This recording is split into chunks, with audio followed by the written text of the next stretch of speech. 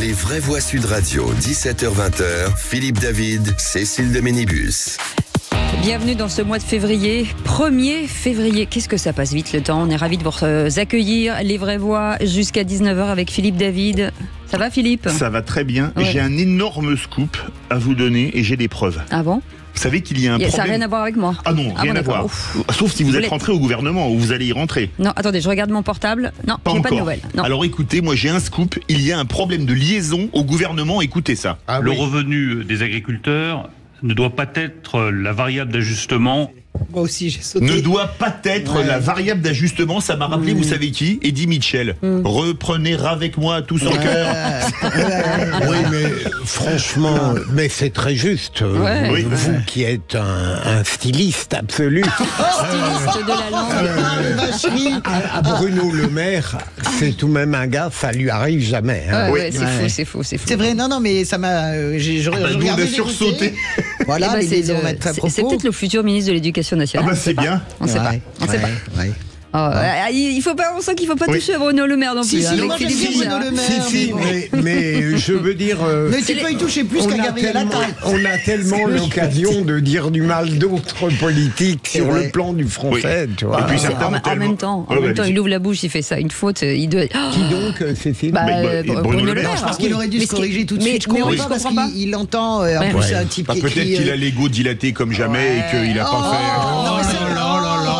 Mais ça, vous êtes allez. répugnant, franchement. Mais non, je cite un de ses livres, excusez-moi. Mais Non.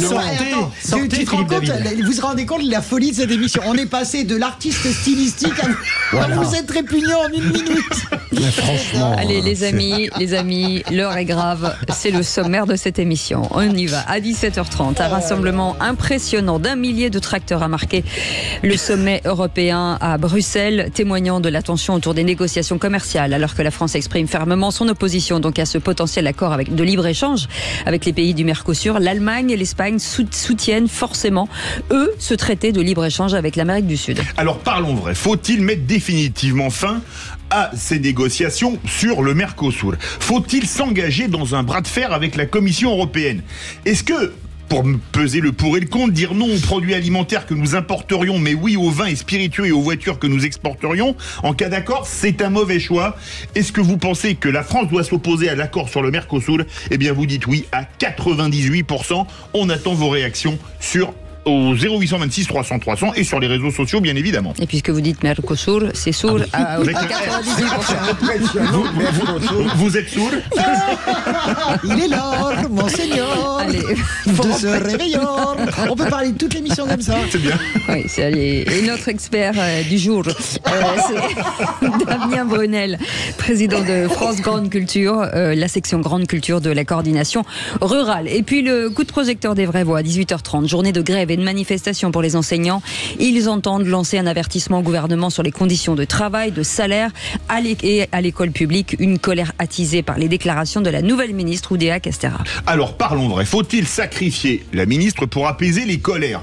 Gabriel Attal avait dit que l'éducation était sa priorité absolue, mais vu la situation avec les agriculteurs, où il y avait vraiment le feu un peu partout en France, est-ce encore la priorité absolue ? Peut-on avoir une ligne pour l'éducation, sachant qu'il n'y a toujours ni ministre délégué, ni secrétaire d'État ? Le ministère de l'Éducation nationale est-il à l'abandon ? Vous dites oui à 97%, c'est un peu moins que l'autre vote qui est à 98%. Voilà, et notre expert du jour, Audrey Lalanne, sera avec nous, un secrétaire national du syndicat enseignant, et ce UNSA en charge des conditions de travail. Bienvenue, les vraies voix jusqu'à 19h. Les vraies voix Sud Radio. Et avec nous, Philippe Bilger, président de l'Institut de la Parole. Est-ce que vous allez bien ? Je vais très bien. Vous êtes sourd ? Cécile. Non, il entend très bien. Mais j'entends j'entends le pire qu'on dit sur moi, mais pas le meilleur. Françoise de Gouet est avec nous, éditorialiste. Tout va Bonsoir François. très bien, mais vraiment. Alors j'ai apprécié que vous parliez de douceur en début d'émission parce que vous allez voir quand le qui c'est qui l'a dit va arriver. Ouais. À quel point nous aimons la douceur dans Ouais, cette c'est émission. sûr. Là, il se prépare déjà. La douceur rugueuse. J'ai abandonné tout espoir quand Sébastien est là. Merci. Quelle J'ai modestie. gagné la semaine dernière. Sébastien, dernière. Je gagne tout le temps, même contre vous, j'ai gagné, C'est je crois. vrai, c'est vrai. Et notre Sébastien Ménard, entrepreneur dans la food tech, et puis avec ce nouveau travail. Et oui, Presse Libre. une nouvelle responsabilité pour tenter d'aider des copains qui ont monté il y a quelques années Presse Libre, un groupe de presse régionale indépendant. Ah, Voilà, c'est bien ça. qui ne traite que de l'actualité positive de notre belle et grande région. Et paradoxalement, quand on n'est Il y a que positif, une ligne. quand on est que positif, non, c'est pas vrai, c'est pas vrai. Et quand on est, Elle est vache, mais qu'est-ce qu'elle est vache. et quand on est, on pourrait d'ailleurs en parler longuement, mais quand Ouais. on est que bienveillant et que positif et que optimiste, c'est beaucoup plus compliqué Parce que d'aller quand chercher. on est, on rit. D'aller quand on est, normalement, t'aurais dû. Oui, C'est vrai. Non, mais je voulais poser une question à beaucoup plus Sébastien. dur, on avait On raison. peut pas écrire une tribune au vitriol sur une personne d'origine bigourdane qui fait les vrais voiles mardi et voilà. jeudi. Et tout le reste de la semaine qui s'appelle. Il s'appelle Ryu Philippe David. Non mais là, on plaisante, mais on se rend compte que quand on est négatif sur les gens polémiques, voire plus, Oui. honnêtement, on a plus de clics et on a plus de recettes publicitaires. Ah, c'est malin, c'est malin. Allez, 0826 300 300, ce numéro magique, avec Jean-Pierre qui est avec nous. Bonsoir Jean-Pierre. Bonsoir Jean-Pierre. Bonsoir. Non mais Jean-Pierre, redites-moi bonsoir. Bonsoir. Excusez-moi. Non, excusez-moi Jean-Pierre, il est où l'accent marseillais? J'entends rien du tout. Oh, mais chaque fois que j'appelle, vous me le faites, Cécile. Mais faites un Vous êtes effort. sourd.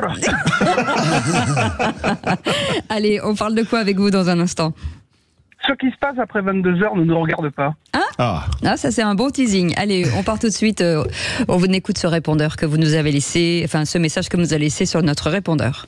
Sud Radio, bonsoir, c'est Philippe Fontainebleau. Bah écoutez, petit message, là, je viens d'entendre Monsieur Pupponi. Bah écoutez, oui, en effet, ouais. L'Europe, ce grand projet qu'on nous a vendu quand j'étais gamin et où on m'expliquait que grâce à ça, les Français allaient être plus riches, que la France allait être plus puissante, etc., etc. Bah voilà. Donc l'industrie par terre, on fait plus de médicaments, l'agriculture, ils vont la flinguer. Voilà, 40 ans, 50 ans de projets européens, voilà.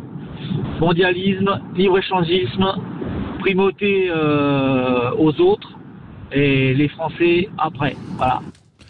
C'est vrai que ça rappelle ce que disaient les pro-Maastricht à l'époque. Maastricht, c'est plus de croissance, moins de chômage. Quand on voit le résultat, un pays comme l'Italie, depuis le passage à l'euro, est à croissance zéro pratiquement en permanence. Et la France, c'est guère plus brillant. Quand on revisite cette période et avec le recul, avec tout ce qu'on sait aujourd'hui, c'est tout de même hallucinant, tous ces gens, moi le premier, qui étaient pour le oui. Oui.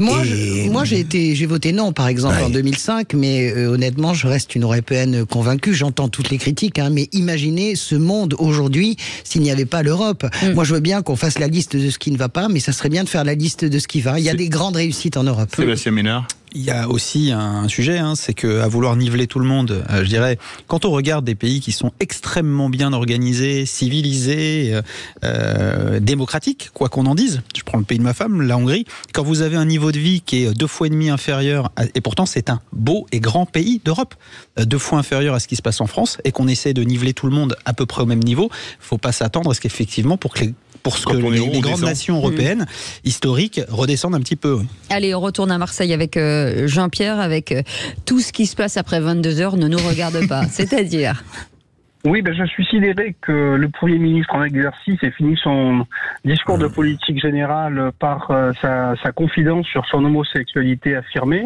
Imagine-t-on le prochain Premier ministre dire moi je suis hétérosexuel, j'ai 2 enfants, je suis marié, que sais-je. Est-ce qu'on s'imagine à l'époque lointaine d'Alexandre le Grand, celui-ci envoyait ses hommes au combat en disant et vous savez en plus je suis homosexuel. Non, il savait faire les deux. Oui, justement, c'est ce que je veux dire. Il n'y a aucune relation entre la sexualité et la compétence. S'il y en avait une, ça se saurait. Et si on peut arrêter de nous raconter des histoires privées au lieu de gouverner la France, moi j'aimerais bien, parce que ça ne nous regarde pas. C'est un parti pris. C'est un parti pris. Et je ne vois pas quel rapport ça a avec un discours de politique générale. Je ne le vois pas. Allez, on fait une petite réaction. Bougez pas, Jean-Pierre. Je remercie Jean-Pierre de me permettre d'introduire un bémol dans mon adhésion.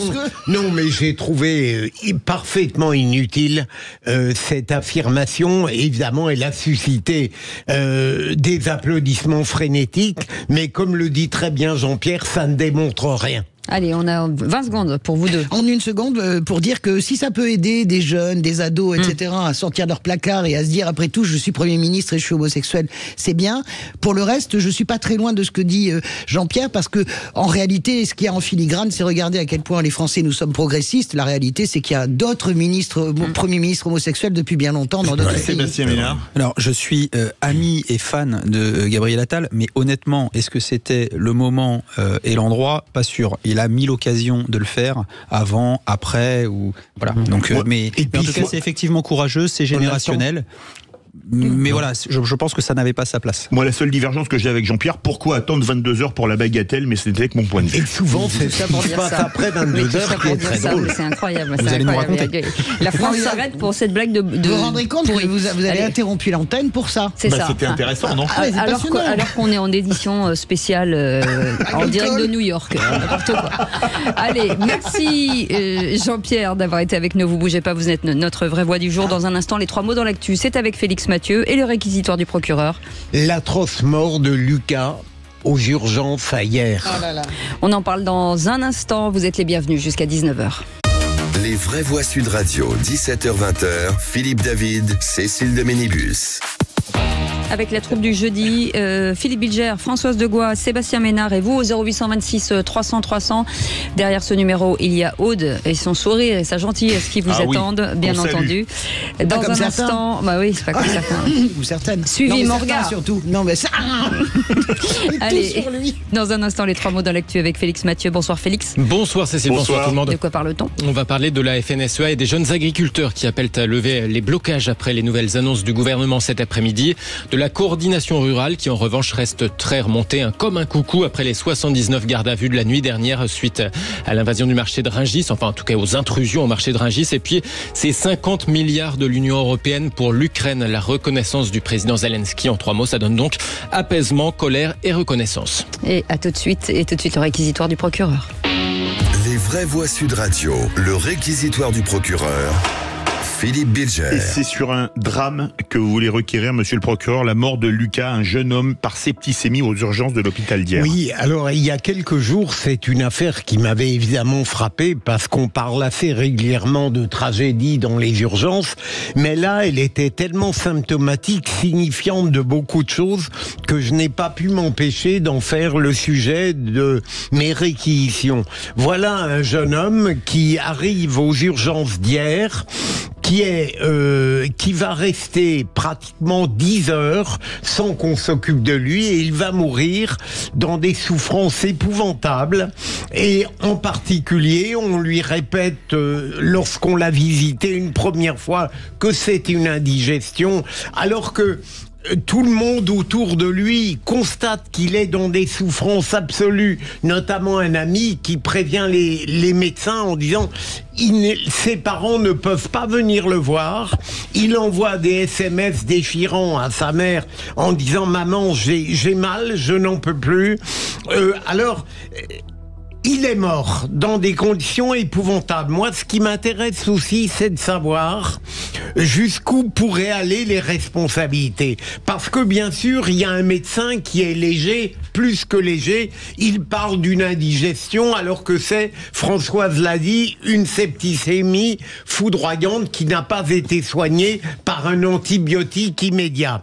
Mais, au-delà de ce médecin, je trouve tout de même que les défaillances du pouvoir et de l'État, la désorganisation du service hospitalier, l'abandon dans lequel on a laissé hier et peut-être d'autres services de même nature, devraient permettre une mise en cause judiciaire générale. Je trouverais injuste que seul ce médecin soit d'une certaine manière poursuivi. Je suis d'accord avec ce que vous dites. J'ai les larmes aux yeux encore de cette... Parce que moi, je me suis arrêté au texto, c'est très maternel, mais ce qu'il envoie à sa mère, ça nous donne envie de pleurer, en fait. Maman, j'ai tellement mal, j'ai tellement mal, et la possibilité... Et puis, pardon François, et comme il avait un look, j'espère que ça n'est pas, comme le laisse entendre sa mère, Ça, un petit peu, on s'est dit, il est peut-être drogué, on s'en fiche. C'est ça. Et c'est dommage parce que c'est une région que je connais très bien, j'ai beaucoup travaillé. Toulon a un merveilleux hôpital qui s'appelle Chalucé. Et hier, c'est un très bon petit hôpital de proximité, il faut savoir, mais je suis d'accord avec vous sur une forme, alors après, imaginez dans quel état doit être le personnel de l'hôpital de hier aussi, de culpabilité, de désespoir. J'espère. Aucun médecin ne veut voir mourir son malade comme ça. C'est ce que vous dites, Philippe, m'interpelle, parce que c'est exactement ce que je pense quand on exerce des responsabilités politiques, administratives importantes, qui pour quelque part gérer la vie des gens, parce que c'est de ça dont il s'agit. On est évidemment responsable de ce qui se passe immédiatement sur un brancard, dans un hall d'accueil, etc. Mais on est aussi responsable parfois de politiques publiques dont on ne peut pas grand-chose. Et là, c'est probablement la conséquence d'une succession d'inconséquences, c'est-à-dire un mauvais diagnostic, un mauvais aiguillage, le peu de considération pour quelqu'un qui est dans un coin en train d'agonir, et puis aussi des personnels qui sont débordés, enfin moi j'ai accompagné mon fils il y a peu de temps dans un hôpital, c'est juste lunaire, c'est juste lunaire, et je le dis avec une certaine forme de honte. Si j'étais pas élu local, si je connaissais pas Tartampion, on me considérerait pas un petit peu plus vite. Alors je dis pas que ça passe de 4 heures à 30 minutes, mais voilà, on regarde, on vient me voir, qu'est-ce qui se passe, etc. Et je pense effectivement à nos millions de concitoyens qui sont effectivement accueillis dans les services d'urgence. Ils sont accueillis, ça reste un grand pays, sanitairement parlant, la France, c'est pas le tiers-monde, mais il n'en demeure pas moins qu'effectivement, quand vous décidez avec le plan hôpital X, 12, 50 000, de réduire les effectifs, d'enlever les emplois administratifs, c'est-à-dire qu'aujourd'hui vous avez vos urgences, vous n'avez quasi plus personne pour vous recevoir. Bah voilà, la conséquence c'est ça, c'est le décès d'un jeune garçon qui aurait peut-être pu et dû être sauvé. Allez, tout de suite les 3 mots dans l'actu avec Félix Mathieu. Les vraies voix Sud Radio. 3 mots dans l'actu qui sont apaisement, colère et reconnaissance. Le gouvernement dégaine de nouvelles mesures pour les agriculteurs, renforcement des contrôles des prix, 150 millions d'euros d'aide pour les éleveurs, une pause réglementaire aussi sur les produits phytosanitaires. Les syndicats majoritaires FNSEA et Jeunes Agriculteurs appellent à lever les blocages, mais pas la coordination rurale échaudée par les 79 gardes à vue de la nuit dernière après l'intrusion au marché de Rungis. Et puis la reconnaissance du président ukrainien. L'Union européenne vient de débloquer net de 50 milliards d'euros. La Hongrie de Viktor Orban a finalement levé son veto. Les vraies voix Sud Radio. Avons-nous répondu au malaise ? À l'évidence, non. Avons-nous fait des erreurs ? À l'évidence, oui. Faute avouée à demi pardonnée, paraît-il. Au-delà des mots, Gabriel Attal promet une réponse sonnante et trébuchante à la crise agricole. Nos éleveurs ont besoin d'un soutien spécifique. Nous leur consacrerons 150 millions d'euros en soutien fiscal et social dès cette année de façon pérenne. Le gouvernement qui dit aussi vouloir défendre les prix d'achat et la loi Egalim, le ministre de l'économie promet de doubler le nombre de contrôles dans les supermarchés et chez les industriels. 150 agents de la répression des fraudes sont mobilisés dans toute la France pour mener des contrôles et les sanctions pourront s'élever jusqu'à 2% du chiffre d'affaires. Et sur le faux Made in France, Bruno Le Maire promet aussi plus de 10 000 contrôles sur l'origine française des produits, avec des sanctions qui cette fois pour atteindre 10% du chiffre d'affaires des industriels ou des distributeurs qui auraient fraudé sur l'origine française des produits agricoles. Le gouvernement indique aussi vouloir empêcher les supermarchés de contourner la loi française avec des centrales d'achat hors de France, comme en Belgique par exemple. Tiens, Bruxelles justement, où l'exécutif promet de se faire porte-voix des intérêts de l'agriculture française. Le travail continue en ce moment même à Bruxelles, où se trouve le président de la République. Nous avons eu de premières avancées majeures sur les importations ukrainiennes, sur les jachères, sur le Mercosur. Et à l'instant, la présidente de la Commission européenne, Ursula von der Leyen, dit vouloir, je cite, alléger le fardeau administratif des agriculteurs en Europe. Autre annonce du gouvernement français, une loi très prochainement pour protéger les agriculteurs des recours abusifs en trouble du voisinage.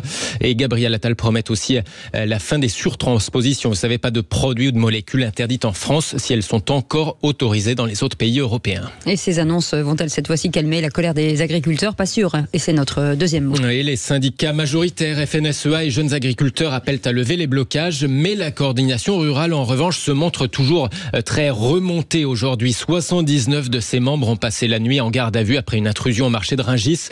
Florian Tournade, président de la coordination rurale de la Creuse, participait à un rassemblement tout à l'heure devant l'Assemblée nationale. Nous on voulait monter On voulait aller à Rungis, parce que Rungis c'est quand même symbolique, c'est l'estomac de Paris. Sauf que ça nous a été empêché. Le convoi qui est monté, il a eu des embûches tout le long du voyage. On les a bloqués aux portes de Paris. On a coincé les agriculteurs dans Rungis. On a ramassé 80 gars qu'on a parqués comme des bestiaux dans un bus pour aller leur faire passer la nuit en garde à vue. C'est une honte. C'est une honte, c'est une entrave à la liberté d'expression. On est traités comme des terroristes. On est paysans. On est des hommes et des femmes, fiers de leur travail. Des propos recueillis par Mathilde Julien. On était avec la Confédération paysanne hier, on est avec la coordination rurale dans quelques instants pour le grand débat. Troisième mot, reconnaissance, celle du président ukrainien. L'Union européenne vient de valider une aide de l'Ukraine de 50 milliards d'euros. Alors jusqu'à aujourd'hui, la Hongrie de Viktor Orban y mettait son veto à cause de ses liens qui sont restés bien étroits avec la Russie. Ça avait le don, ça d'agacer les 26 autres. Bon, finalement, ce soutien financier est donc validé aujourd'hui. La Hongrie lève son veto et Volodymyr Zelensky, le président ukrainien, salue une victoire commune sur la Russie. C'est un signal clair que l'Ukraine résistera et que l'Europe résistera. Il est également très important que cette décision ait été prise à l'unanimité par vous tous, les 27 États membres. C'est un autre signe clair de votre forte unité et de votre soutien à l'Ukraine. L'Ukraine qui a désespérément besoin de cette aide pour maintenir à flot son économie et pour son effort de guerre alors qu'une enveloppe d'aide américaine est bloquée au Congrès américain. Merci beaucoup Félix Mathieu. Vous restez avec nous dans quelques instants. Le grand débat du jour. La France promet donc un bras de fer lors des négociations sur l'accord de Mercosur. Oui, et faut-il s'engager dans un bras de fer avec la Commission européenne? Faut-il signer cet accord? Accord UE-Mercosur, la France doit-elle s'y opposer? Vous dites oui à 98%. Et Damien Brunel est avec nous, un président de France Grande Culture, la section Grande Culture de la coordination rurale. Merci d'être avec nous. Dans un instant, le grand débat. En attendant, petite question avant cette pause. Faut-il mettre en place un protectionnisme européen? Alors, la réponse de la coordination rurale est oui. 10 fois oui. Tous les pays du monde entier protègent leur agriculture.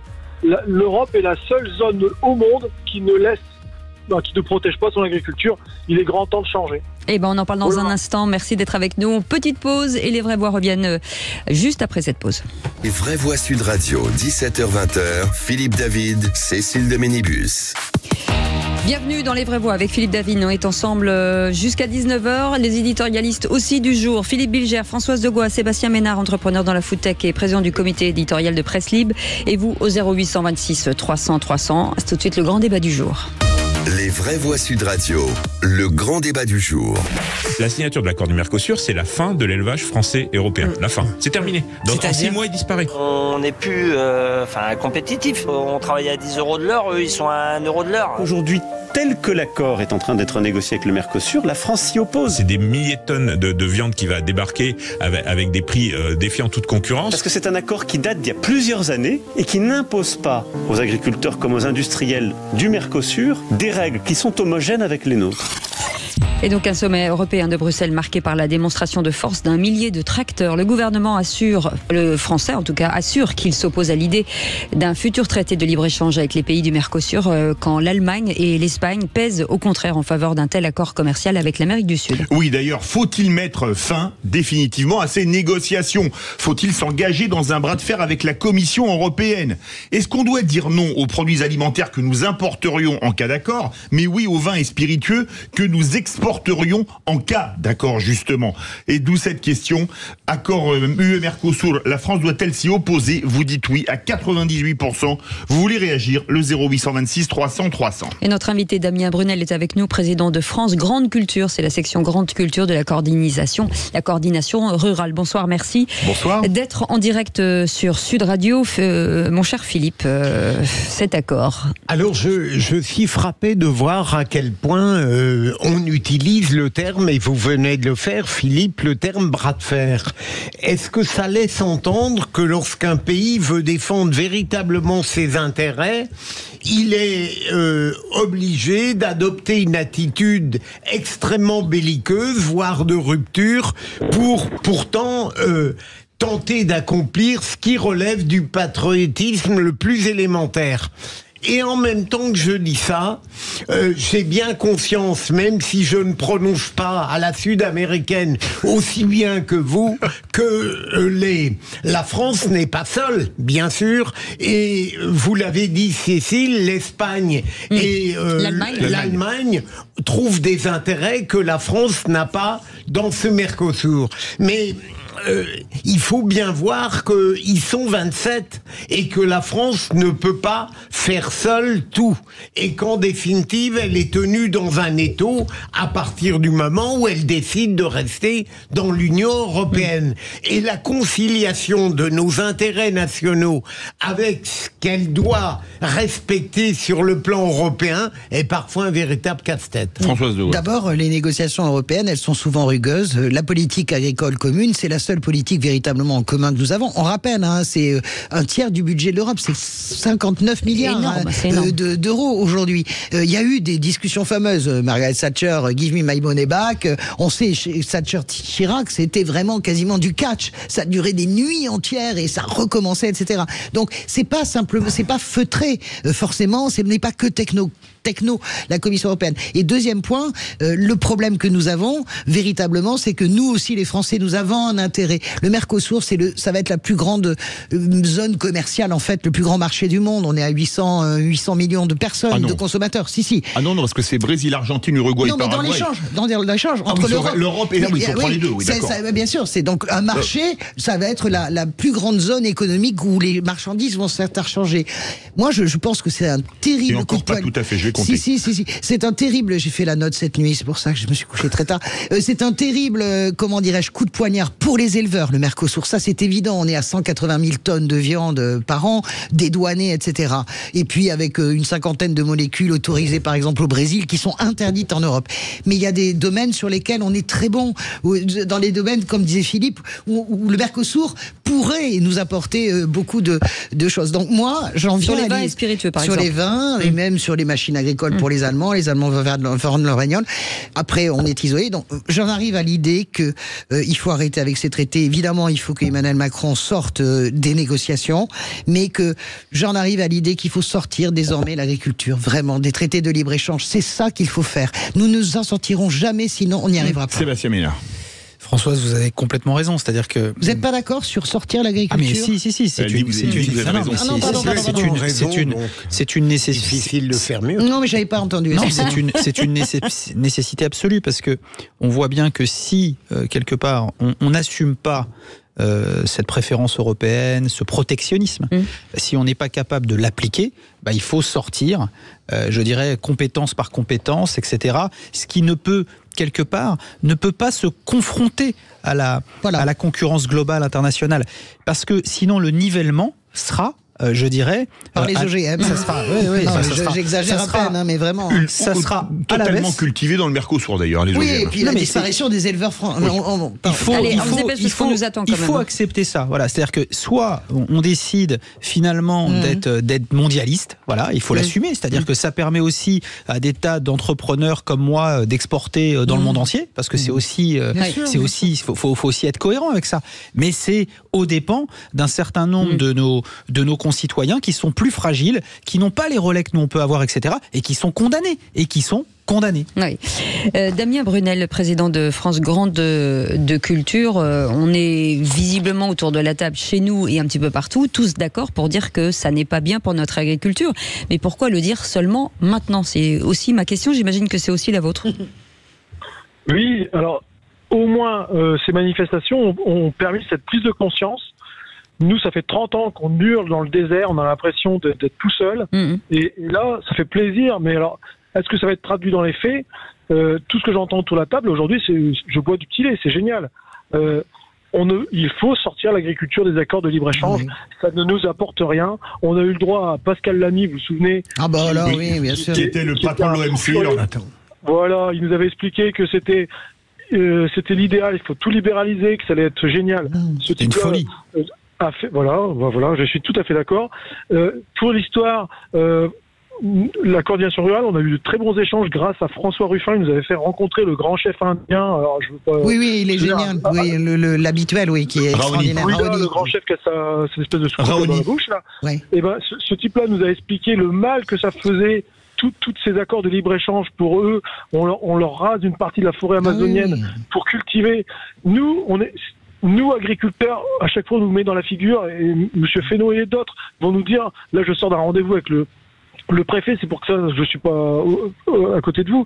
Il nous a répété, comment pouvez-vous être contre le libre-échange? Vous êtes céréalier, la moitié des céréales français sont exportées.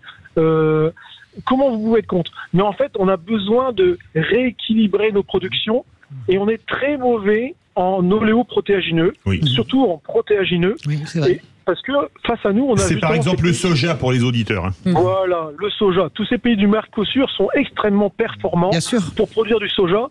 Et nous, on est dans un cercle hyper vicieux parce que comme on n'est pas bon, la recherche dit vous n'êtes pas bon, donc ça sert à rien de mettre de l'argent pour faire des nouvelles variétés parce que personne fait du soja en France, personne fait... on essaie de faire des légumineuses, du pois, du soja, des févroles, toutes ces cultures.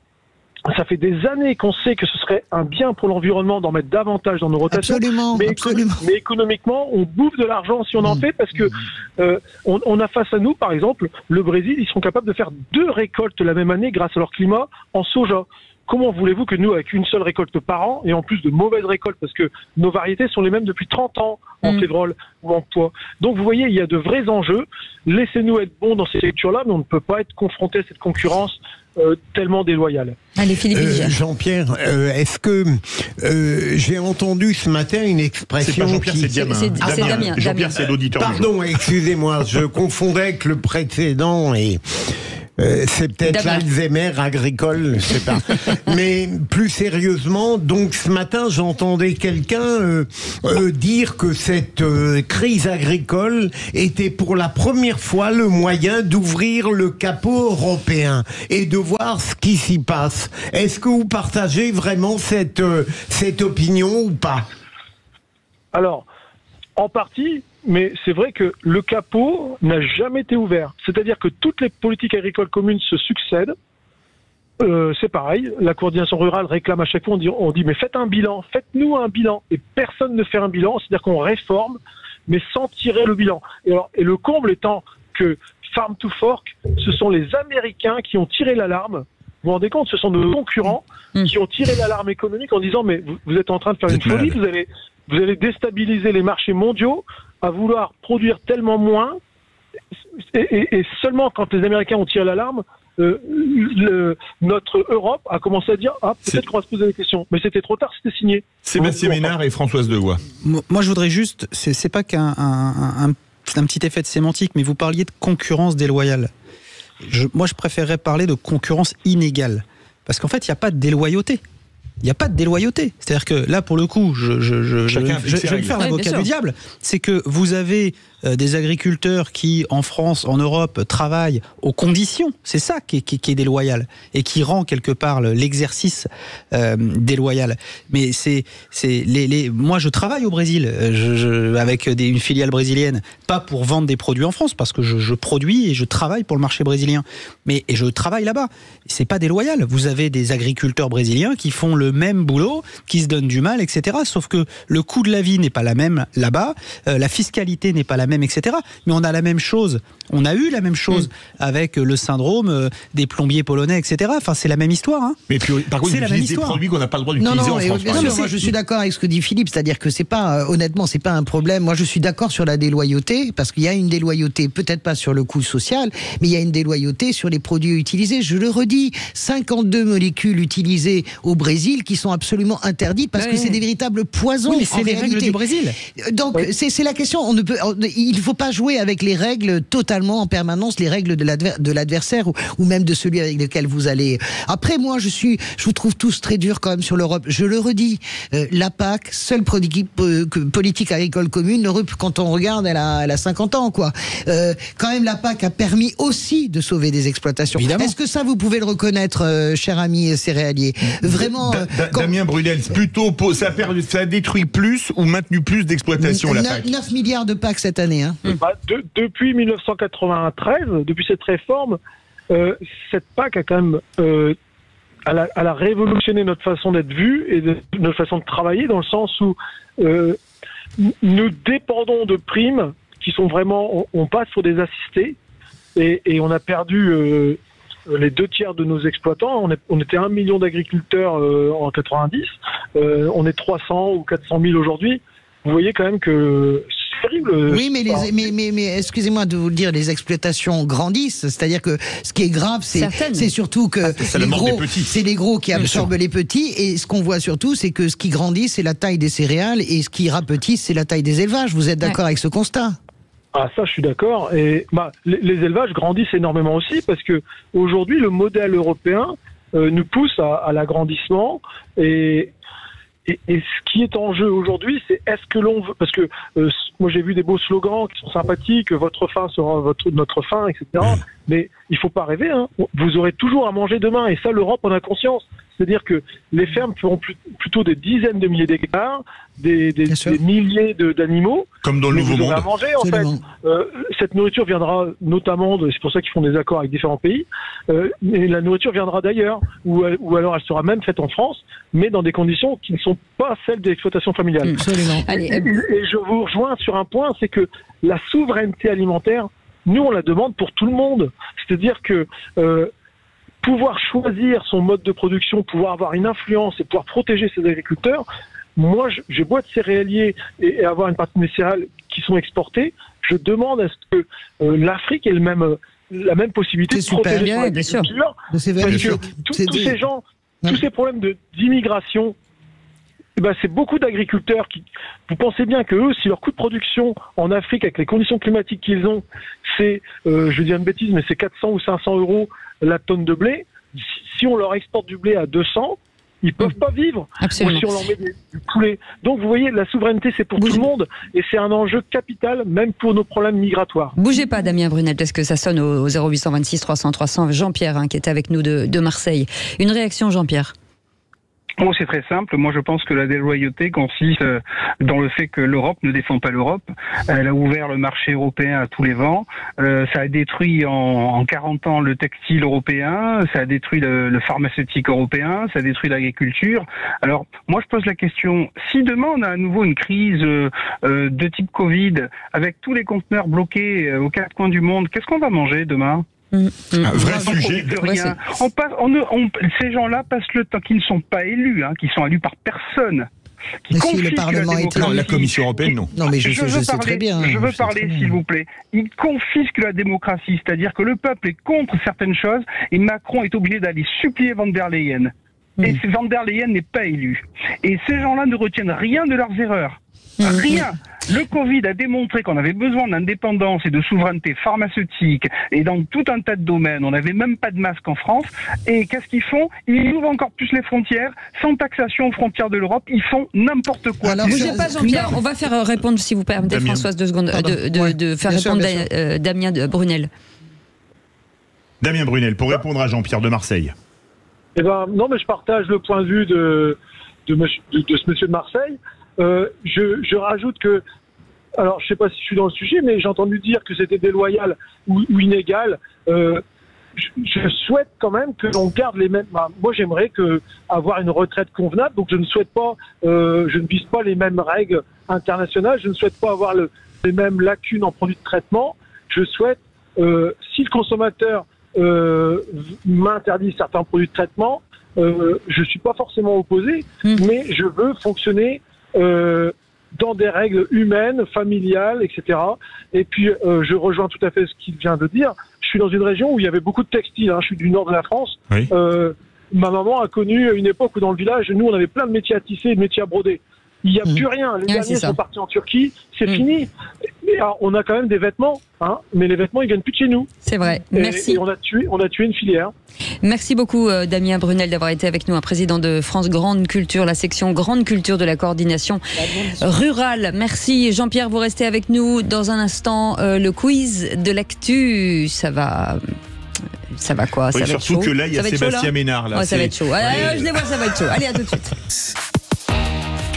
Comme à chaque fois aux alentours de 17h52, les affaires reprennent. C'est l'heure où il se passe quelque chose. C'est l'électricité dans l'air. Les gilets pare-balles sont sortis. Non, mais il y a des horaires comme ça. Il y a 16h30, c'est le goûter, et 17h52, bon, on ne sait pas comment ça va passer. Allez, on est avec Jean-Pierre, tout de suite, le quiz de l'actu. Les vraies voix Sud Radio, le quiz de l'actu. Ne passons pas par 4 chemins, allons-y directement avec cette question. Jean-Pierre, vous êtes avec nous, tout va bien, vous répondez en premier. C'est vous qui répondez en premier. Ouais, il est trop fort, quand vous n'avez pas la réponse, vous dites tout de suite, je l'ai pas. Voilà, comme ça on gagne du temps, ok ? Ok. Allez, question qui c'est qui l'a dit sur l'inscription de l'IVG dans la Constitution. J'ai l'impression que Gérard Larcher est candidat au rôle de patriarche en patriarcat. Rousseau. Bonne réponse de Jean-Pierre. Alors attendez, Jean-Jacques ou Sandrine? Un point. Oh, quel humour. Sandrine, Rousseau. Ah bah voilà. Non, mais Jean-Pierre, ne répondez pas. Ne répondez même pas. Ne répondez même pas, Jean-Pierre. La blague est débile. Non, mais quand c'est aussi bête, ça peut être que Sandrine. Oh, ouais, bien sûr. Allez, question à 3 points. Question à 3 points. Qui c'est qui l'a dit? La transition écologique est plus que jamais au cœur des préoccupations du gouvernement. Caffin. Non. Béchu. Bonne réponse, il a été plus rapide. Ah non, il a été un peu plus rapide. Il l'a dit cet après-midi. Oui. C'est à une demi-seconde près. Et comme vous n'avez pas dit Christophe Béchu, on est obligé de donner le point à Philippe Bilger. Oh la lèche. Quand je parlais de collusion entre les deux situés à ma gauche. Question qui c'est qui l'a dit de 3 points avec je soutiens ces blocages parce que malheureusement, quand on ne bloque pas Paris, on n'est pas entendu. Oh, je l'ai su, mais je l'ai plus. Mais Maréchal Le Pen. Bonne réponse, Marion Maréchal, 3 points, c'était ce matin. Ah, il est fort. Je l'avais pas vu passer celle-là. 3 points, et là il fait le break. Qui c'est qui l'a dit? Il reste 2 minutes. C'est question à 1 point sur l'entrée de Rachida Dati au gouvernement. Le débauchage ne fait ni de bien à la démocratie, ni de bien à la politique. Pardon. Non. Eric Ciotti. Non. Retailleau. Bonne réponse. Non, c'est pas vrai.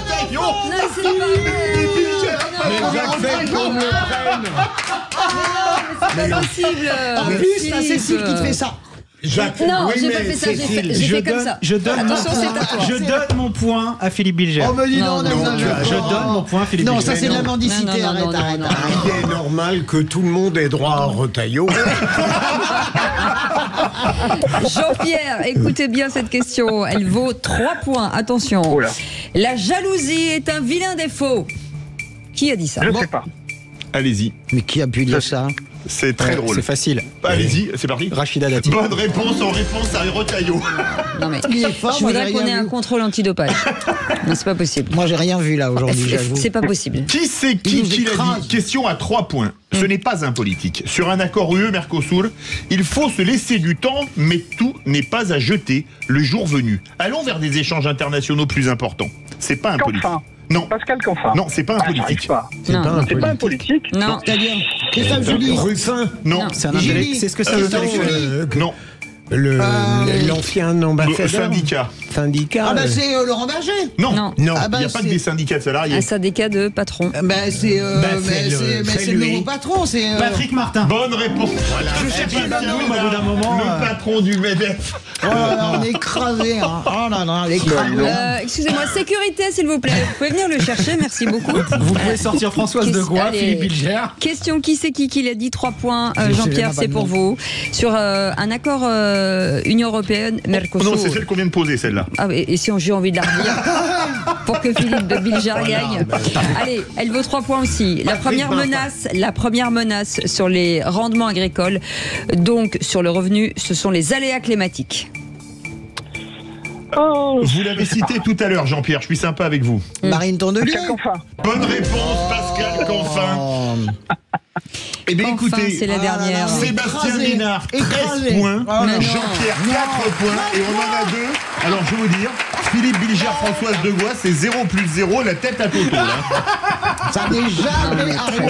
C'est honteux. 13 points, c'est honteux, c'est pas possible. Non mais il y a de la triche là, c'est pas possible. Il y a pas de triche. Jean-Pierre, on vous fait des milliards de bisous. Merci beaucoup d'avoir joué avec nous.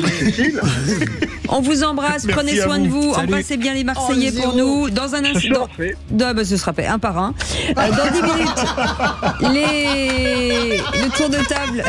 de Le l'actu. rire, non mais le rire. Avec Philippe Bilger, on parle de quoi? La zone d'intérêt, un très grand film glaçant. Ah, Françoise Degois. De grâce, une sublime série noire qui arrive sur Arte, qui est exceptionnelle sur le monde des dockers au Passez Havre. une journée devant la télé avec vous. oui, Allez, oui, oui. Sébastien Ménard. Les bonnes résolutions à la fin du mois de janvier. Ah oui, il est un peu tard. Allez, tout de suite. C'est quoi, La suite Françoise, des vraies voix. Allez, de à tout de grâce. suite, à tout de suite, à tout de suite. Les vraies voix Sud Radio, 17h-20h, Philippe David, Cécile de Ménibus. Et pour vous accompagner, vous qui nous écoutez, et on vous remercie d'ailleurs de votre fidélité. Philippe Bilger est avec nous, Françoise Degois, Sébastien Ménard, patron dans la Food Tech et président du comité éditorial de Presse Libre.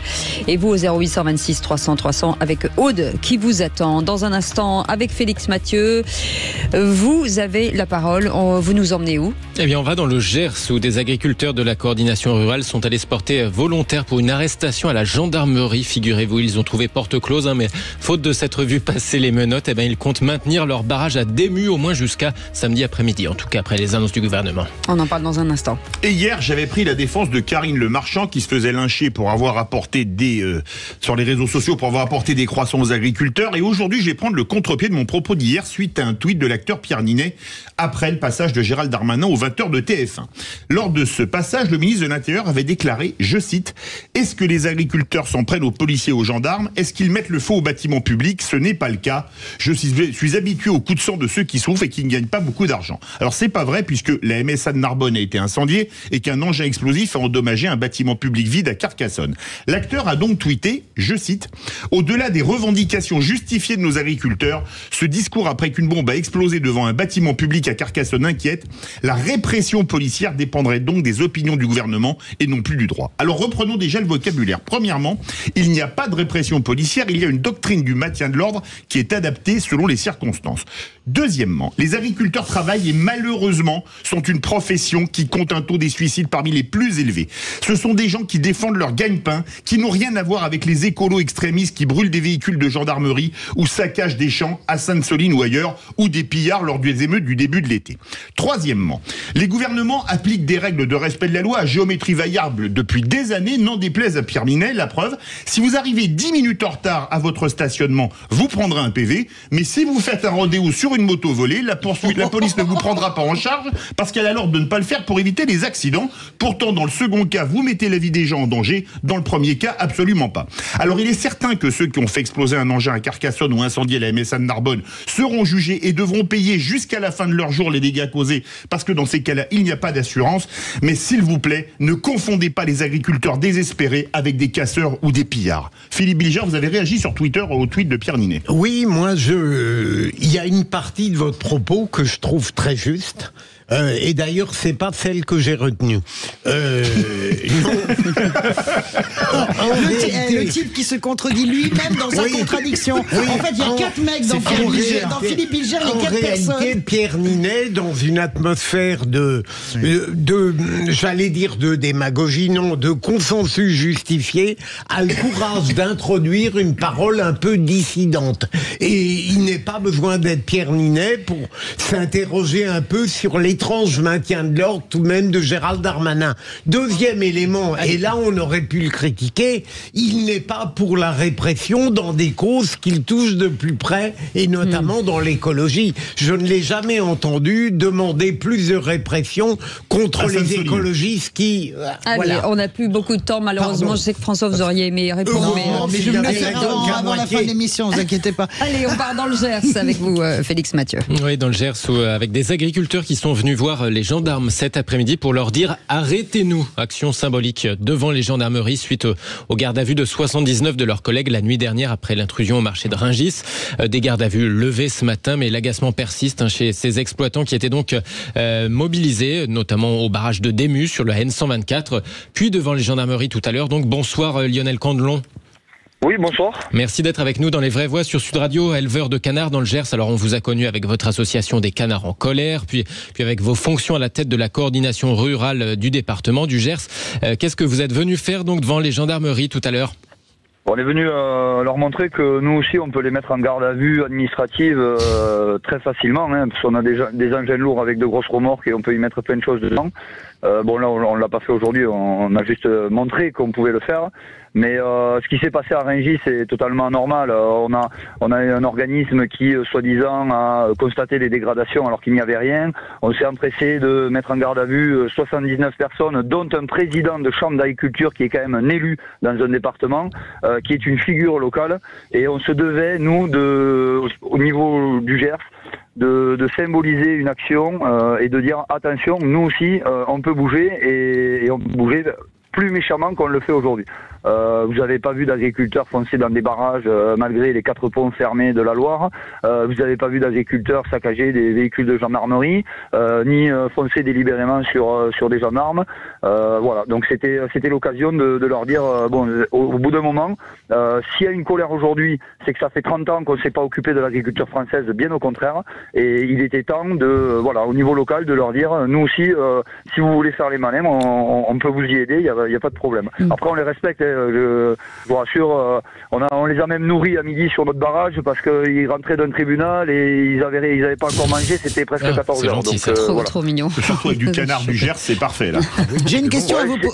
C'était que des produits locaux, je vous rassure, au contraire de tout ce qu'on a trouvé dans des camions, parce que sur le barrage de Dému, on passe à peu près 900 poids lourds par jour en temps normal.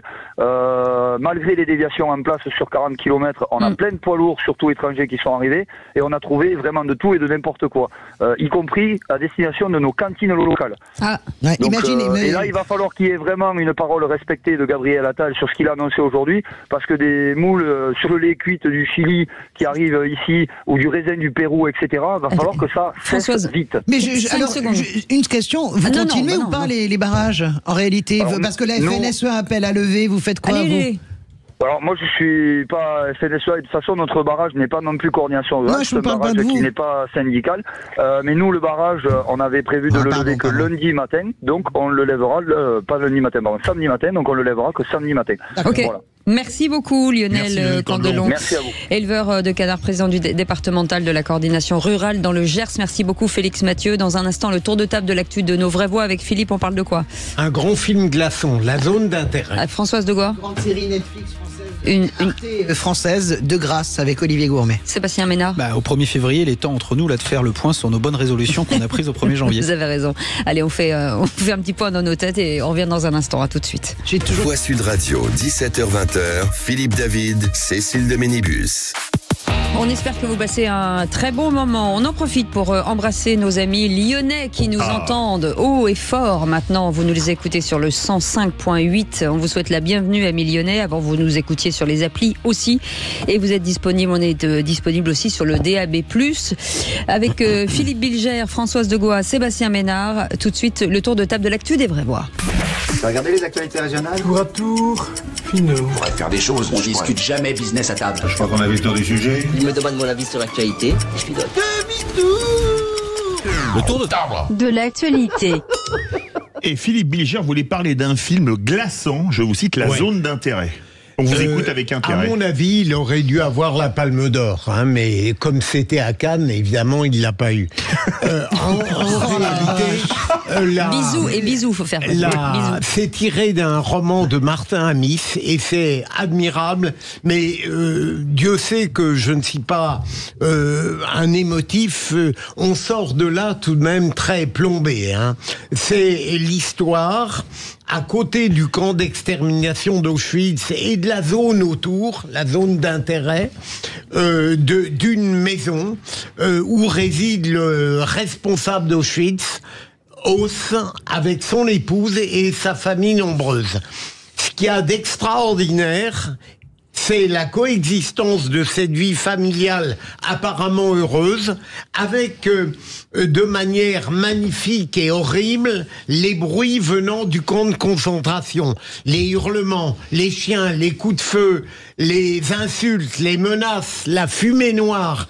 Et en même temps, dans cette vie familiale, il y a l'organisation bureaucratique de l'horreur. Parce qu'évidemment, il discute avec son épouse qui...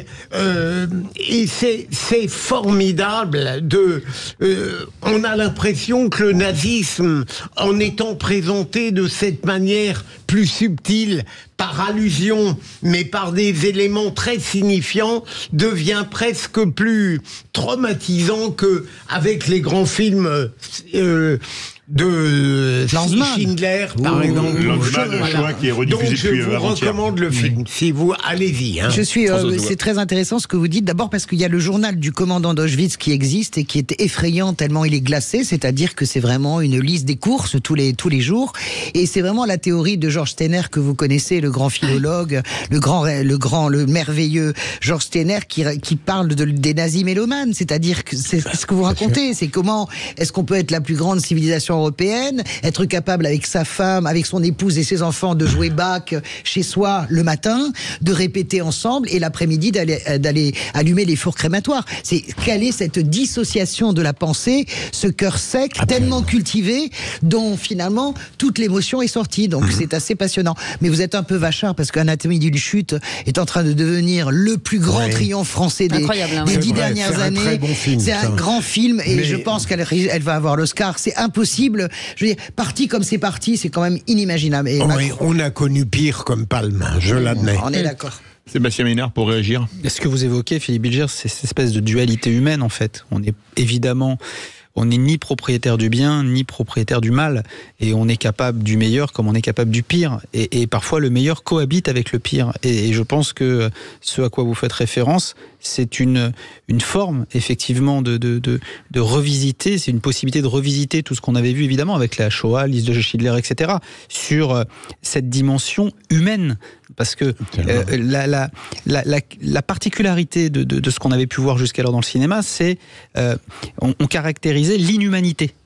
Et là où c'est particulièrement troublant, c'est qu'effectivement... Rendre humain l'inhumanité. Exactement. C'est pour ça que, très vite, j'ai une sainte horreur de la bureaucratie dans tous les registres. Parce qu'au fond, là, elle est portée aux stations. Elle permet d'oublier la vie profondément et la mort. Oui, c'est le découpage des tâches. Absolument. Celui qui ferme la porte du wagon ne connaît pas la destination du wagon. Celui qui s'arrête à Auschwitz, il fait descendre les prisonniers, il ne connaît pas la suite du... Comment est-ce qu'on dissocie en réalité chaque tâche dans des silos de manière bureaucratique, cette bureaucratie poussée à son paroxysme, ce qui fait que aucun n'a conscience finalement, je ne parle pas des officiers supérieurs, mais aucun n'a conscience, celui qui conduit le train, etc., n'a conscience de la portée finale de son geste. Et pendant que vous avez la parole, Françoise Degois, ce coup de cœur pour cette série noire de grâce. Écoutez, moi, Olivier Gourmet est quelqu'un qui m'a toujours laissé indifférent, cet acteur, parce que j'aime pas vraiment le cinéma des frères Darnel. J'ai un petit peu de mal. J'aime bien le cinéma social, mais je n'ai jamais accroché avec cet univers. Et Olivier Gourmet, leur acteur fétiche. Mais là, j'allais vous le dire, c'est pas Ken Loach. Mais la réalité, c'est que cette série, on l'a regardée hier soir. Le premier épisode a été totalement dévorant. Elle vous absorbe. C'est l'histoire d'une famille, en réalité. Ça s'appelle De Grâce. C'est l'histoire d'une famille de dockers, de père en fils, au Havre, avec la ville du Havre, mais qui est filmée de façon à la fois mélancolique et d'une beauté incroyable. Le port où tout est à taille gigantesque. Vous imaginez, moi j'adore ces paysages industriels. Vous avez des montagnes de containers. Comment se noue la tragédie de cette famille passionnée? Ils s'aiment, ils savent pas comment exprimer leur amour, donc il l'exprime qu'avec de la colère. Bref, le patriarche meurt, et la réalité, c'est comment va se nouer une tragédie avec à la fin une rédemption sur fond de trafic de drogue, parce que et surtout on découvre l'univers des dockers. Je connaissais l'univers des mineurs, mais pas celui des dockers. Cette communauté qu'ils forment, c'est exceptionnel. Je vous assure, il est déjà en tête de toutes les vues sur arte.tv parce qu'il n'est pas encore diffusé, mais vous l'avez sur le site. Allez voir ce truc, c'est merveilleux. Combien d'épisodes? Il y en a 6. C'est filmé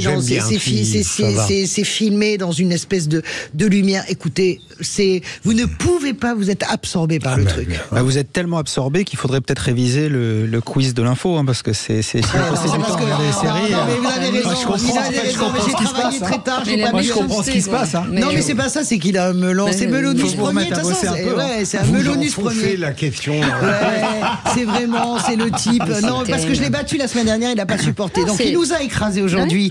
Mais jeudi prochain, il va prendre sa mère. Vous voyez ce que je veux dire ? Maman, si tu nous écoutes, tu es la bienvenue. Sébastien Ménard, tu te casses la jambe et il appuie en disant ça fait mal. Ça fait mal. C'est douloureux. Je te finis à coup de béquille. Je vous rappelle que c'est un de vos amis, Cécile de Ménébus. Personne n'a ramené cette. Je n'ai pas d'amis dans ce métier, moi, vous savez. Je peux témoigner. Je n'en ai plus.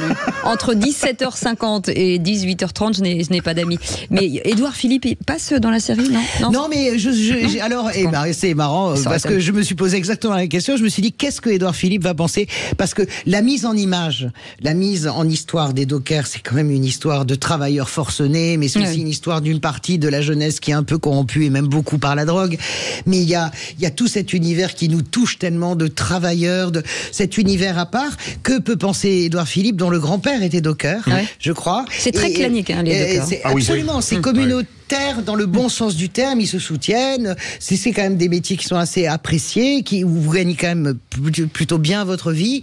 Mais sa ville, à Édouard Philippe, elle est mise en image vraiment de façon... Moi, j'adore Le Havre parce que j'aime les villes industrielles, mais on peut quand même pas dire que c'est l'endroit où tu as envie d'aller passer tes vacances. Mais c'est mis dans ces perspectives-là. C'est filmé. On se croirait, je ne sais pas qui, mais on se croirait dans une bande dessinée d'un Kibilal. C'est magnifique, vraiment. Franchement, regardez ça. Allez, vous restez avec nous. Et je réviserai le quiz la semaine prochaine. Tu vas voir ce que tu vas ramasser. N'oubliez pas de prendre l'adresse, comme vous faites avec Sébastien Ménard, de prendre l'adresse de Françoise Degois pour lui envoyer les questions avant. N'oubliez pas. Et vous mettez bien votre RIB, comme vous l'avez fait pour Sébastien Ménard. De toute façon, on se renvoie la thune. Et pourquoi vous pensez qu'il a des chaussures neuves toutes les semaines? C'est vrai, je trouve. Il y a un moment donné, il faut réfléchir. Je peux vous dire que le qui c'est qui l'a dit par rapport les gangs mafieux, ça ne rapporte pas d'argent, je vous jure. C'est plus les vraies voix, c'est les vrais escrocs. Allez, dans un instant, on revient, tout de suite. Les vraies voix Sud Radio, 17h-20h, Philippe David, Cécile de Ménibus.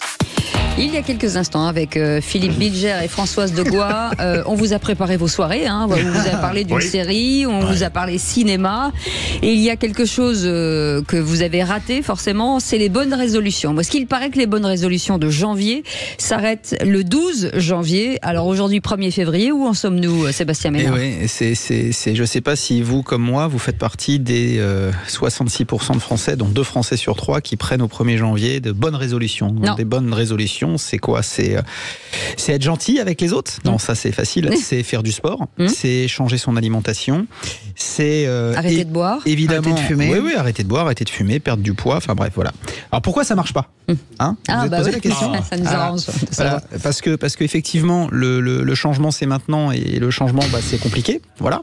Et aussi parce qu'il y a une vraie différence entre ce qu'on appelle le plaisir immédiat, c'est-à-dire ce qui nous anime au quotidien. On est tous à vouloir essayer d'aller un petit peu mieux, vite, faire des petits trucs qui nous font plaisir, et je dirais le bénéfice futur.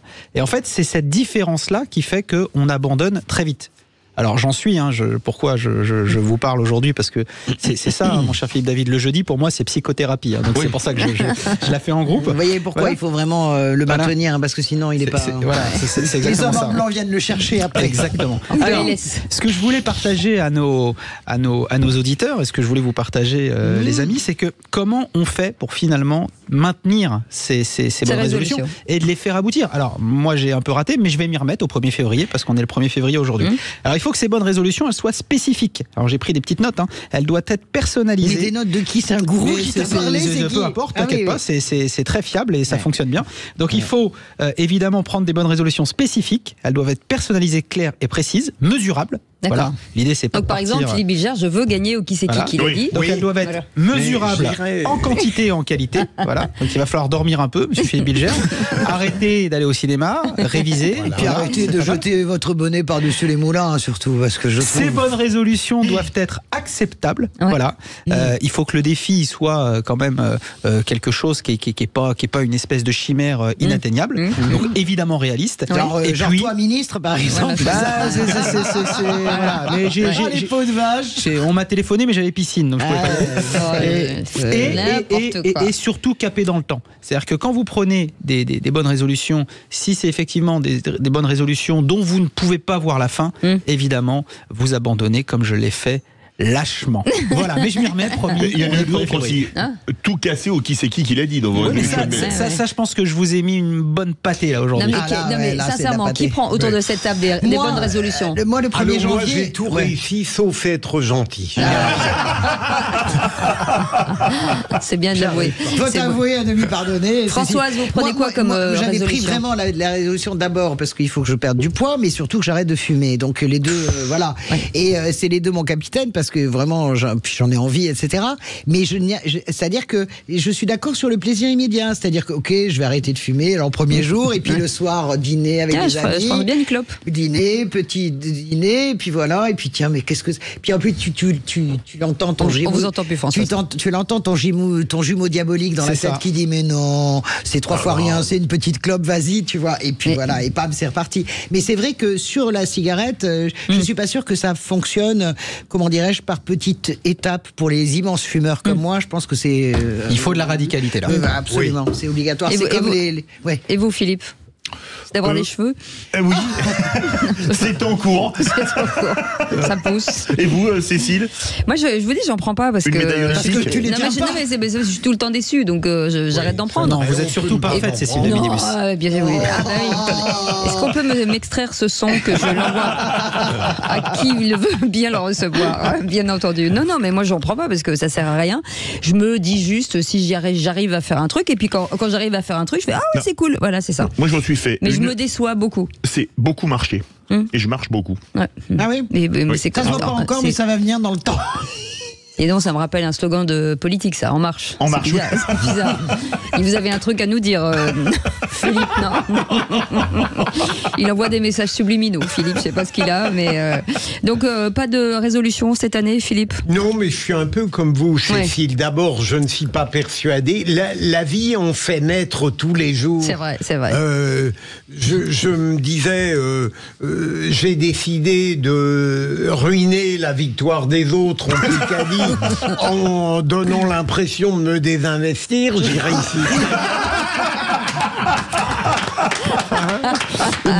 Mais ça m'agace.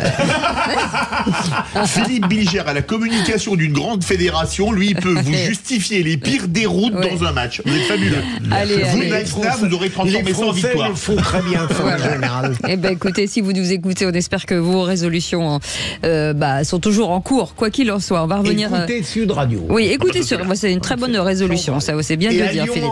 Et il faut le tenir, Dans un instant, on va revenir sur une colère dont on a envie de parler. Les enseignants donc sont en grève ce jeudi, se révoltent contre leurs mauvaises conditions de travail et un ministre de l'Éducation nationale qui cristallise forcément les tensions, Philippe. Oui, alors faut-il sacrifier la ministre de l'Éducation pour apaiser les colères? Pour Gabriel Attal, l'éducation était la priorité absolue, mais vu l'incendie qu'il y a à éteindre avec les agriculteurs, est-ce que ça l'est encore?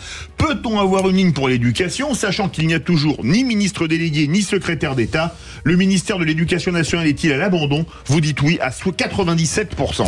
Et on va en parler avec Audrey Lalanne qui est avec nous, secrétaire nationale du syndicat enseignant SE UNSA en charge des conditions de travail. Bonsoir, merci d'être en direct sur Sud Radio. Petite question avant de partir en pause. Est-ce que vous avez l'impression d'avoir un interlocuteur à l'Assemblée, à l'Éducation nationale, au ministère? Un interlocuteur présent, oui. Maintenant, est-ce que ça va être un interlocuteur à l'écoute et qui va savoir entendre notre colère? Telle est la question. On en parle dans un instant. On vous souhaite la bienvenue. Les Vraies Voix jusqu'à 19h. 0826 300 300. Aude vous attend. Vraies Voix Sud Radio, 17h-20h. Philippe David, Cécile de Minibus. Le tour de table aujourd'hui des Vraies Voix. Philippe Bilger, Françoise de Gois, Sébastien Ménoir. Ménoir, j'ai dit Ménoir. Ouais. Je sais pas, j'ai mélangé des Victoire vous fait. Ménoir, victoire, peut-être, c'est peut-être ça. Allez, tout de suite, le coup de projecteur des Vraies Voix. Les Vraies Voix Sud Radio, le coup de projecteur des Vraies Voix.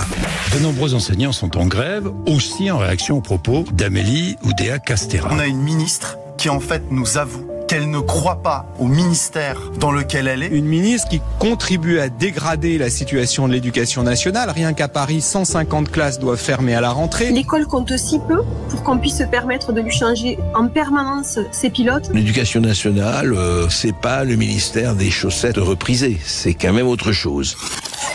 Et cette journée de grève et de manifestation pour les enseignants, ils entendent lancer un avertissement au gouvernement sur les conditions de travail, les salaires et l'école publique. Une colère attisée par les déclarations de leur nouvelle ministre, Amélie Oudéa-Castéra. Oui, alors parlons vrai, faut-il sacrifier la ministre pour apaiser les colères?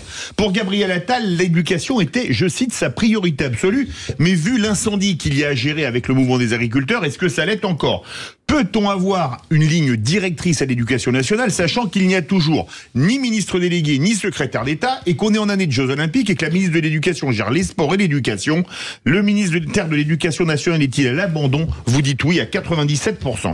Et on va en parler avec notre invité, parce que c'est parti un petit Audrey peu. Lalanne. Audrey Lalanne qui est avec nous. Secrétaire nationale du syndicat enseignant SE-UNSA en charge des conditions de travail. Philippe Bilger. Je voudrais distinguer, voyez, nul irrespect à l'égard de la ministre. Deux plans, le plan humain et le plan professionnel. Sur le plan humain, je trouve que depuis quelques semaines, il serait véritablement humain d'achever le mandat qui lui a été confié de manière aberrante. Quand je vois sa tête lors du discours de politique générale, lorsque tous les jours je lis de la part de Mediapart un harcèlement constant contre elle, je pense que sur le plan humain, il est urgent d'arrêter cette expérience. Et donc, naturellement, sur le plan professionnel, à mon avis, il est honteux de n'avoir pas confié pour l'éducation nationale un ministère de plein exercice à une personnalité de homme ou femme, peu importe, et évidemment Gabriel Attal, qui avait promis de s'en occuper très prioritairement, a bien d'autres choses à faire. Et donc je comprends, nous allons entendre notre invité, mais pour l'instant il n'y a personne pour discuter avec les forces de l'éducation nationale. C'est très difficile quand vous n'avez pas la figure politique. Vous avez besoin, quel que soit, quand vous êtes un syndicaliste, vous avez besoin en tant que corps intermédiaire d'avoir un interlocuteur politique. Là, je pense que c'est pas de la chaise vide, mais c'est de l'absence. Je rejoins totalement Philippe Bilger. Maintenant, moi, Amélie Oudéa-Castéra me fait de la peine, même si je vois bien à quel point elle a une personnalité qui ne pourrait que me déplaire dans ce qu'elle défend. Et puis surtout, c'est elle qui a fait la bêtise au départ. Moi, je veux bien qu'on parle de harcèlement, mais il y a quand même un certain nombre de choses qui sortent sur le fait que c'est quand même une menteuse. En réalité, elle n'a fait que mentir, et notamment sur son salaire. Enfin, voilà. Donc, c'est pas forcément, on a le droit de mentir. Tout le monde ment, grand ou petit mensonge. On est tous des menteurs, évidemment, en puissance ou potentiel. Mais je suis d'accord avec Philippe. Je pense qu'il faut mettre un terme déjà, de façon à ce que tout le monde puisse avoir l'interlocuteur politique, malgré la meilleure volonté des syndicalistes et des syndicats de l'enseignement, du plus radical au plus modéré. Il faut quelqu'un à qui parler. Elle n'est plus là, Amélie Oudéa-Castéra. Elle est quasiment absente d'elle-même. Vous avez écouté... vaut mieux pour elle, surtout. Parce que vous avez écouté son discours l'autre jour, mais c'était annonné, c'était terrible. Je vous trouve évidemment radical, Françoise. Oui, je vous trouve radical. C'est pas la première fois qu'on a des périmètres ministériels qui sont, j'ai envie de dire, imposants, importants. La seule problématique qu'on a, c'est qu'effectivement, on est sur une année événementielle, sportivement exceptionnelle, avec les Jeux Olympiques. Non mais on a un problème avec la ministre ou pas? Je vais ramer un peu, mais je vais quand même y arriver. Oui, voilà, j'ai fait ça des années avec Hollande, j'ai fait ça des années, je compatis. Des années, j'ai défendu Hollande à ce micro, des années. Aujourd'hui, on a effectivement la ministre de l'Éducation nationale, des Sports et de la Jeunesse et des Jeux Olympiques et peut-être encore de tas de choses. Qui, si vous voulez, qui malheureusement, et je l'ai déjà dit sur cette antenne, a mal entamé. Elle l'a mal entamé. Sa prise de fonction est écornée d'une problématique, d'un défaut, d'une faiblesse de communication. Voilà, bon, une connerie. Allez, moi j'avais pris comme bonne résolution de ne plus dire de grossièreté à l'antenne. Donc de connerie. Voilà, il y a une connerie. Cette connerie, elle va l'assumer, elle va la traîner. Voilà. Après, effectivement, le périmètre ministériel, il est large, voire très large. Mais est-ce que... Voire trop large, mais attendez, ça ne veut pas dire qu'il n'y a pas d'administration. Enfin, faut quand même pas donner... Enfin, les ministres ne sont pas omniscients et omnipotents non plus. Il y a une administration qui tient, il y a la France, ça tient sans des ministres. Sébastien Ménard. Mais la direction, c'est celle donnée par le Premier ministre Gabriel Attal. Oui. Faut pas se tromper non plus. C'était pas mal réussi, mais enfin bon, tu rames quand même. Françoise, oui, je rame, oui. Notre invité Audrey Lalanne, secrétaire nationale du syndicat enseignant et UNSA en charge des conditions de travail. Qu'est-ce que vous voulez faire comme synthèse, si on parlait de François Hollande avec Françoise Degoise, sur ce qu'on dit les vraies voix? Alors, pour essayer de faire une synthèse, effectivement, je rejoins ce que vous avez dit en substance. On a quand même de très grosses craintes sur le fait que l'école passe au second plan. Or, l'école doit être une priorité et surtout, elle doit être respectée. On doit respecter l'école publique, on doit respecter ses personnels. Aujourd'hui, nous n'avons pas la valorisation du métier que l'on pourrait souhaiter avoir. Il y a une enquête en plus du ministère qui dit qu'on est sur une valorisation des métiers de 2,5 sur 10. D'après les personnels. On est sur quelque chose de très très faible. On est face à une crise du recrutement. On est face à des enseignants qui démissionnent. On a un problème de remplaçants et on a l'impression que tout ça passe à la trappe, ça passe au second plan, ça passe derrière. Il nous faut quelqu'un à qui parler et c'est ce que vous disiez tout à l'heure. En fait, la question c'est est-ce que la ministre va entendre que nos conditions de travail se sont dégradées et que dans ces conditions, on ne peut pas accueillir correctement les élèves. Or, c'est notre boussole. La réussite de tous les élèves, on est là pour ça. On a absolument besoin qu'elle entende ces difficultés que nous rencontrons. On est face à des professionnels qui sont épuisés, qui ont pourtant toujours envie de faire leur métier. Ce métier, il a du sens. On le fait parce qu'on l'aime, on le fait à nouveau pour nos élèves. Et on a besoin que quelqu'un nous comprenne. On a besoin vraiment que quelqu'un en face nous entende et écoute et soit en mesure d'entendre qu'il faut justement prendre des mesures. Oui, mais c'est un problème endémique, donc elle le sait quand même que c'est un problème, l'école, depuis des années, voire des dizaines d'années. Effectivement, mais on a besoin maintenant de gens qui vont agir bien plus que ce qu'on a pu constater jusqu'à présent. C'est bien de dire que l'école est une priorité, c'est bien de dire les choses, mais il faut agir. On a besoin de recruter des personnels. On est face à une crise sans précédent. On a besoin de revaloriser ce métier pour que les gens aient envie de le faire et puissent s'engager. Aujourd'hui, nous sommes face à un cercle vicieux. Et tant que nous n'aurons pas des personnes qui prendront des mesures, on ne va pas s'en sortir. Philippe Bilger. Je considère, et pardon de faire rire mes amis, que le passage trop rapide de Gabriel Attal à l'éducation nationale avait ouvert des pistes, de mon point de vue, très intéressantes. Et pardonnez ma question un peu provocatrice. Est-ce qu'on peut espérer qu'un jour les forces syndicales de l'enseignement accepteront de juger positives des réformes qui sont proposées par un pouvoir lucide? J'ai parfois l'impression que vous n'êtes à l'aise que dans le refus. Est-ce que je me trompe? Alors oui, vous vous trompez. Je vous confirme que vous vous trompez. Moi, je suis sans problème en capacité de juger positive des réformes qui sont vraiment positives. Qu'est-ce qu'on a entendu ces derniers temps sur l'école? On nous annonce que pour solutionner toutes les difficultés, on va mettre un uniforme aux élèves, on va apprendre la Marseillaise. Je vous rassure, la Marseillaise, on l'apprenait déjà. L'uniforme n'a jamais existé en France. Il y avait une blouse qui a existé un temps, mais c'est pas ça qui va faire en sorte que les difficultés de nos élèves qu'elles disparaissent. C'est pas ça qui va faire en sorte qu'on aura de meilleures conditions de travail.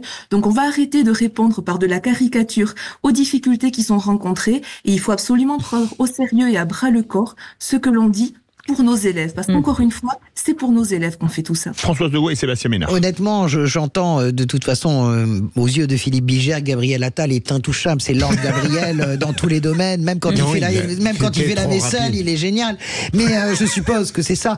Mais au-delà de la blague, moi j'ai trouvé par exemple au début, c'est un des ministres que j'aimais le plus, parce que j'ai pas détesté tout le monde dans ce gouvernement Macron. Je pense que Blanquer, au début, était un très bon ministre de l'Éducation nationale. Et contrairement à Gabriel Attal, il faisait du fond, Jean-Michel Blanquer. Gabriel Attal, il a un problème, hop, l'abaya, ok, il y a moins d'abaya, ça concerne les 40 000 personnes, mais en réalité, il n'a pas réglé le problème majeur du manque de profs, etc. Et je reviens à ce que je disais, en fait, les profs, vous avez besoin de parler à quelqu'un, tout simplement, mais à quelqu'un qui est capable d'être accompagné, mais la personnalité politique qui va déjà entendre ce que vous avez à dire et vous allez réfléchir ensemble. Ça peut pas être un directeur général des services. Et je trouve que Gabriel Attal, dans sa trajectoire météorite, voilà, il est resté 3 semaines à l'éducation nationale. Non, ça n'a pas été un grand ministre d'éducation. 5 mois. Non, mais bon, ça n'a pas été un grand ministre d'éducation nationale. Parlez-moi de Blanquer, oui. Moi, je veux pas qu'on oppose finalement les moyens humains, les moyens financiers dont a besoin évidemment l'éducation nationale. Et quand on parle d'éducation nationale, c'est effectivement du personnel émérite qu'on met face à nos enfants. Et moi, je veux pas, madame, opposer tout ça au fait qu'il faut effectivement plus de laïcité et plus de république au sein de l'école publique. Donc moi, je ne peux pas opposer. Pour moi, c'est pas uniquement des effets de manche. C'est quand on parle de blues, quand on parle de la Marseillaise, etc. Moi, je suis désolé, j'ai 2 enfants qui sont passés par l'école publique et on leur a jamais chanté la Marseillaise. Voilà. Donc à un moment donné, vous peut-être chez vous, oui, peut-être que autour de vous, oui, mais c'est évidemment pas partout. C'est souvent laissé à la libre appréciation de celles et ceux qu'on met face à nos enfants. Donc évidemment, on peut pas réduire, je dirais, la volonté politique du Premier ministre, qui s'est manifesté, comme le dit Philippe Bilger, pendant un peu plus de 5 mois et demi. Voilà, on peut pas caricaturer l'ensemble des propositions qui ont été faites. Mais oui, il vous faut plus de moyens, oui, il vous faut plus de considération, oui, il faut qu'on remette quelque part du jus, du gaz, des moyens au sein du dispositif, les hommes, les femmes et évidemment les structures pour former et éduquer nos enfants. Et avec vous pour le mot de la fin. Audrey Lalanne. Oui, pardon. Oui, alors, je vous remercie pour ce que vous disiez, mais il faut quand même ne pas avoir une vision trop passéiste et conservatrice de ce qui se passe. Là, quand on parle de choc des savoirs avec des groupes de niveau, on a quand même une vision très très particulière de ce qu'est l'école et de ce qu'est l'enseignement aujourd'hui. Et nous, on veut absolument que l'école soit émancipatrice pour tous nos élèves et pas qu'on mette des élèves dans des cases en se disant que c'est comme ça qu'on va résoudre les difficultés. Mais je vous remercie d'avoir dit qu'il fallait effectivement des moyens pour l'école et en ça, on est tout à fait d'accord. Merci en tout cas d'avoir été avec nous, Audrey Lalanne, secrétaire nationale du syndicat enseignant SE-UNSA, en charge des conditions de travail. Merci Philippe Bilger. Vous êtes content de ces conditions de travail, vous ? Ah, mais je les trouve formidables. On va les partager avec l'éducation nationale. Je suis un privilégié. Et ben voilà, Françoise Degois, merci beaucoup. Je trouve. Oui, malgré le fait que vous étiez là, Philippe David, je trouve ça très bien. Bonjour, je suis une pétasse. Et merci beaucoup Sébastien Ménard d'avoir été avec nous. De 13 0 0. Voilà. Je pense qu'on va en parler longtemps. Allez, vous restez avec nous dans un instant, les vraies voix qui font rouler la France. On va revenir sur la votation, sur la surtaxe des SUV à Paris, le marché de l'automobile, on en parlera, la place effectivement de l'électrique aussi et les zones à faible émission. Xavier Oran sera avec nous, secrétaire général de Mobiliance. À tout de suite.